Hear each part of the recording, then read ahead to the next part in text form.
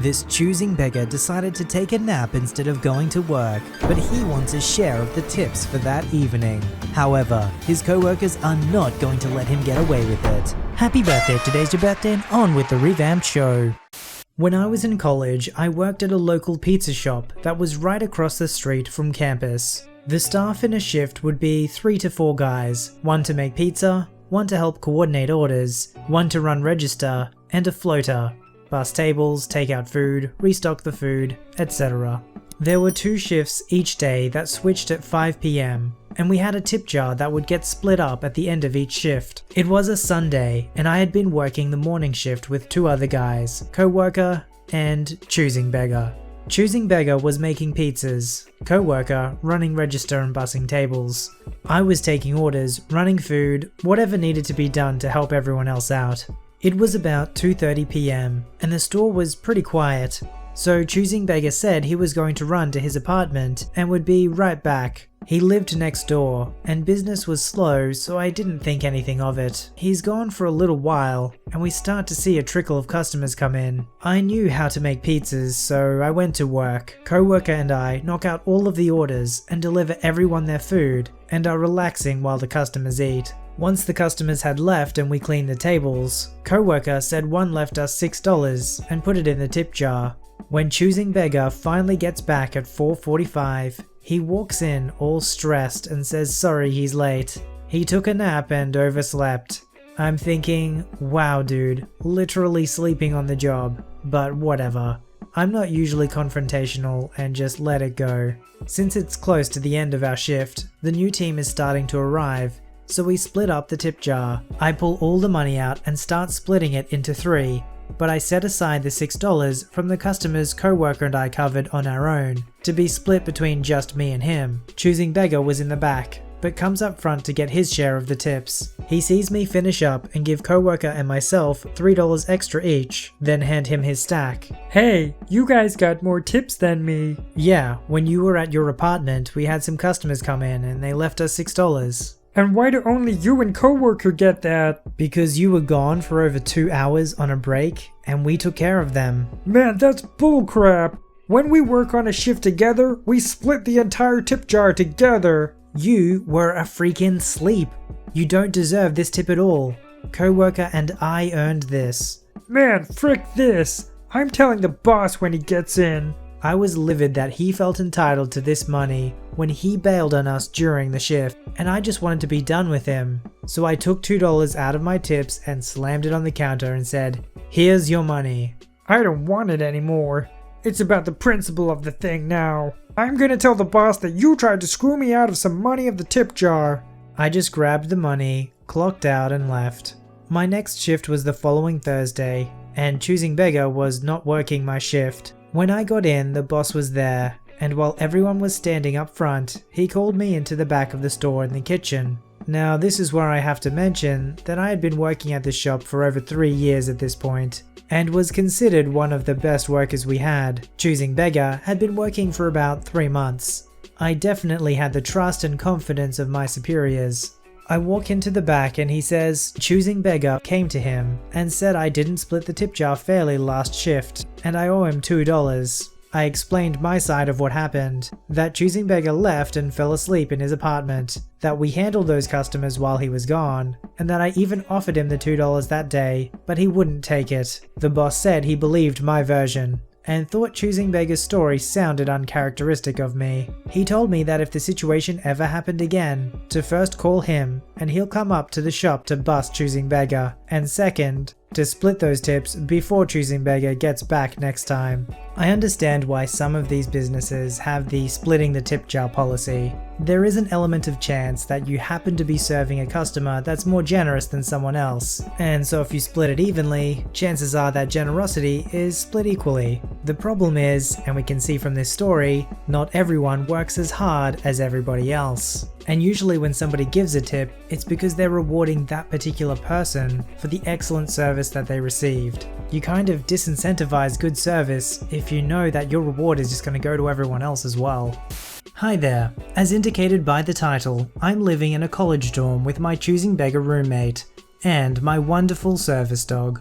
I never really got along very well with my roommate to begin with, but we more or less coexisted until very recently. It has only been in the last few weeks of the school year that my roommate has decided to take out whatever end of the year stress she has on my poor dog. And so we begin. I have a 10-year-old Labrador that I trained from puppyhood to provide the support I need. She has acclimated to college life very well and loves getting attention from students, going on long walks and sleeping the day away in the dorm, and is essentially in the doggy version of a classy retirement home. She doesn't bark, chew, bite, or misbehave in any way, and is extremely well trained. That said, she, like most dogs, has one particularly annoying trait. She sheds a lot. Especially now that it is summer, the amount of dog hair I find in all sorts of nooks and crannies is truly ridiculous. I do my very best to brush her and vacuum on the daily, but I can only do so much. In addition, my choosing beggar roommate has been very picky about how I go about my day-to-day life. When interacting with the room, she has attempted to instill 8:30 p.m. curfews to ensure she gets her full 16 hours. She has put up a curtain around her bed and desk to divide the room. She has demanded that I not turn on the ceiling lights at any time and instead rely on various lamps, simply because that is what she prefers. She has demanded that I leave my dorm for 5 days while her boyfriend visited. These are just a few examples of Choosing Beggars' various rules for the sake of illustrating what type of person she is. I usually try my best to not bother her without having to go too far out of my way. I've been very tempted to do some malicious compliance, but I am forced to live with this nut job, so I'd rather not add fuel to her fire. Now, the Choosing Beggar incident that really made me boil over happened just today. One of the rules she has in place is to respect her property by staying on my half of the room and keeping my dog on my half of the room as well, and she decided to enforce this by laying down a masking tape line dividing our spaces. Like we were in some sort of sitcom. As if I'd want to go anywhere near her things in the first place. Naturally, I found that infuriating, not at all practical, since my elderly service dog has no concept of borders. I brought this to her attention and we agreed to scrap the physical tape line so long as the rule it represented was followed. And as a clarification, this rule applied to my dog and her things as well. Her bed, food bowls, toys, and her shed hair, all of which I have no control over the placement of, were all unwelcome on Choosing Beggar's side of the room. Apparently, Choosing Beggar thinks her ridiculous demands can be communicated to my dog, and even if my dog could grasp the concept, I'm pretty sure she wouldn't give a darn anyway. Today, Choosing Beggar woke me up from a midday nap and confronted me on this very issue, asking why I couldn't control my dog, and why I couldn't keep her things in a fixed position, and why her hair kept ending up on her side of the room. As a reminder, I'm living in a dorm room the size of a closet, and I clean daily. It got to the point where she accused me of maliciously planting it there to tick her off. My response was simply that if I wanted to tick her off, my method wouldn't be so subtle, and that all credit was due to the natural shedding of my dog's winter fur. No matter what I did, she didn't seem to grasp the idea that number one, her demands were physically impossible to meet due to the fact that the dog will move around the room as she sees fit. And number two, when it comes to individual hairs and other such objects that are not fixed to the ground and can move, maybe be moved by the dog herself due to issue number one. It wasn't until she called me a liar for stating obvious facts and then went on to claim that my service dog was a waste of space and a burden to her, and suggesting that she be removed from the dorm that I completely boiled over. At this point, she was grasping at straws to keep the argument going, but claiming that my dog was a problem and needed to be kicked out was too far. I need my service dog with me. She is more than a pet, and for her to say that my dog needed to go so she could have her way was not acceptable. I simply got out of bed, walked up to her, looked her in the eye, and said in a booming, bellowing yell, I didn't even know I could produce. You cannot talk to me this way. Check your ego. And stormed out. And unfortunately, that is where it ends. I've been facing the silent treatment for quite a while now, and given how much choosing and begging my roommate does, I'm not all that upset, and my dog still doesn't follow her rules. Good puppy. So this just happened to me a few months ago. I had bought an 18-inch tall steel king-size bed frame off Amazon roughly 2 years ago, and due to shoddy welds, the bed started to come apart. After calling warranty, a new frame was being sent out. My wife decided she really didn't like how tall the bed was. She's 5'3", I'm 6'4", so she wanted me to build a new frame for us instead of using the replacement. In order to pay for the materials, I decided I was going to list the bed on the Facebook Marketplace for $100 because Amazon had it for $140, and I put up a snapshot showing as much. Within 3 hours, I received a message. Hi, is this frame still available? And are you flexible on price? Yes, it is, and you are free to make me an offer. $25. Sorry, no, this frame is normally $140, like I said in the post. And it's new in the box. $100 is a fair price. What's the lowest you'll go? Side rant? I hate this question. I'm not about to lowball myself and will always respond with the original asking price, but you can make a reasonable offer. I won't bore you with the back and forth, but we eventually settle at $75. And she would be there that day with a truck and a friend because this was a large, heavy box. True to her word, she showed up at my house an hour later, and I met her in the garage where the frame was stored. Hi, so here's the frame. As I said, it's new in the box. This isn't the same frame as in the picture.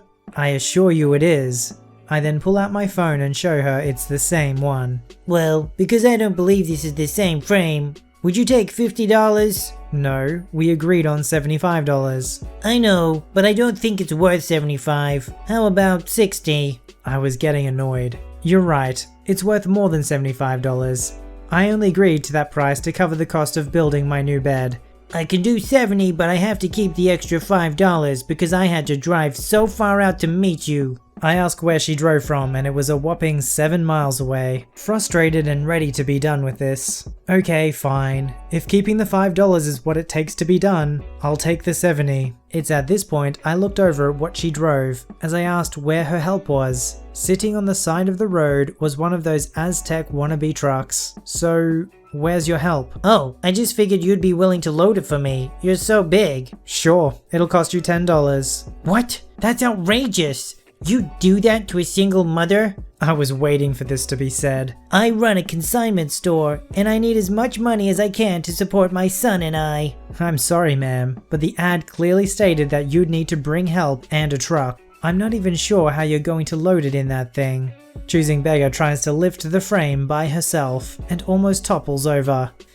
Fine, here's the $10. I hope you're happy that you've stolen food out of my son's mouth. I hoisted the frame up and somehow managed to get it loaded into her truck. The entire time she kept saying that I was ripping her off and that if I damaged her car, that she'd sue me. Before I loaded that frame, I took a picture of her tailgate just to cover myself while she wasn't looking. Better safe than sorry, because there were several scratches along the top ridge. Sure enough, 5 days later, I receive a handwritten note with the proof from the attorney saying that I damaged the tailgate and that they'll see me in court unless I agree to pay $85 to have it repaired. I contacted her through Facebook again, showing the picture I had taken myself with the timestamp, showing all the damage that was in her picture. She blocked me, and I haven't heard anything since. If I have to sell something through one of those online marketplaces, I just avoid people like this. The slightest sign of trouble, you just know it's not going to be worth it. Someone else will come along, even if you have to wait just a little bit longer. I feel like the hero of the story didn't even have to go down to $70. He was probably just trying to avoid the hassle. The reality is she drove out there and she doesn't want to waste her time. So if she agreed on $75, she's going to pay the $75. You can always say no and wait for someone else. Now if somebody really is a single mum and needs help, of course it's a good thing to help them. The problem in this situation is she didn't ask for it.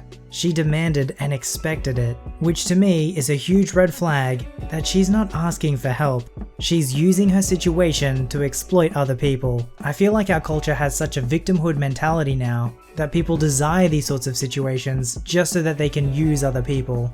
I'm curious to hear your thoughts though. Do you know people that use their misfortune to exploit other people? Of course, I'm not saying everyone who's dealt a bad hand is like this. Simply that people who have that kind of selfish nature will use whatever situation they're in to try and take advantage of others. A few weeks ago, I put an ad online selling a red oak table with 5 chairs. I put it up for $80 on the condition it be picked up. I get the usual lowball offers, which now I don't entertain. One woman said that she would take it for $80 and that she will come the day after. I said okay, gave her my address, phone number, and email, and took down the ad as it is considered sold. She messaged me shortly after, asking me if I can discount $10 for the gas of her buddy's moving truck. I kinda wanted it gone, and the ad was down, so I agreed to it. Jump to the next day, no word from her.